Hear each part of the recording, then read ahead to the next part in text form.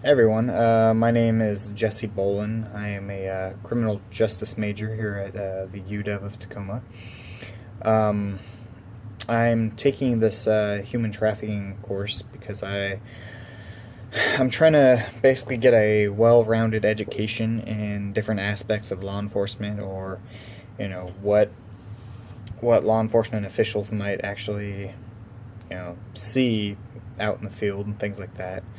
Because I hope to take my education and pursue a career as a conservation officer with the Department of Fish and Wildlife here in Washington. Um, so I'd just like to really, I would like a better perspective on things, a more well-rounded perspective. So that's the main reason why I'm taking this course. Um, you know, After reviewing just the little introductory material that we've had thus far, it kind of amazes me at how much I didn't know about human trafficking. Um, Honestly, the first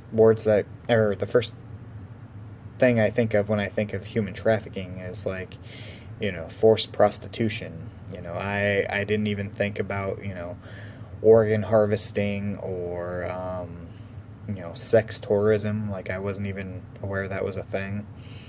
Um, I also, for the most part, I guess I was under the assumption that slavery as a whole was more or less you know gone, and there are pockets of it, but I didn't realize that people were still used as forced labor. It just kind of boggles my mind. Um,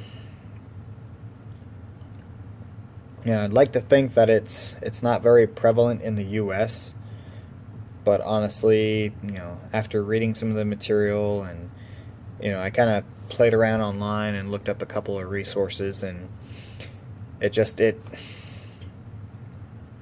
it may not be on the surface, like it may not be out in the open, but I think that aspects of trafficking in other humans is something that probably takes place more than I would like to believe in the U.S. Um, but yeah, uh, I think it's more prevalent outside of our borders.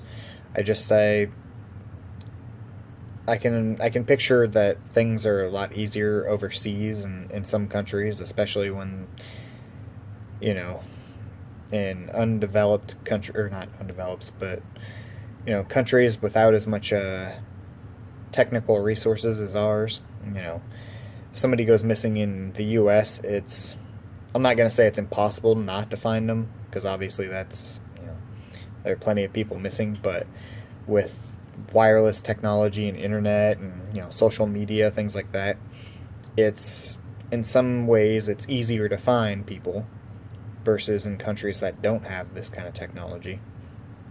So I think it happens a lot more outside of our borders. As far as my personal contribution to human trafficking, I guess if I had to say that I actually was contributing, I would have to say it's just by pure ignorance, because of the fact that I didn't know as much thus far, and I mean I'm still obviously learning, but I think that if I were to have known a little more, then maybe I would have spotted like somebody that, from all accounts before, looked like they didn't need help, but actually did need help. I could have been more aware of it, I guess. Look for the warning signs or what have you. But yeah, I think that's about the only way I could contribute. Thanks.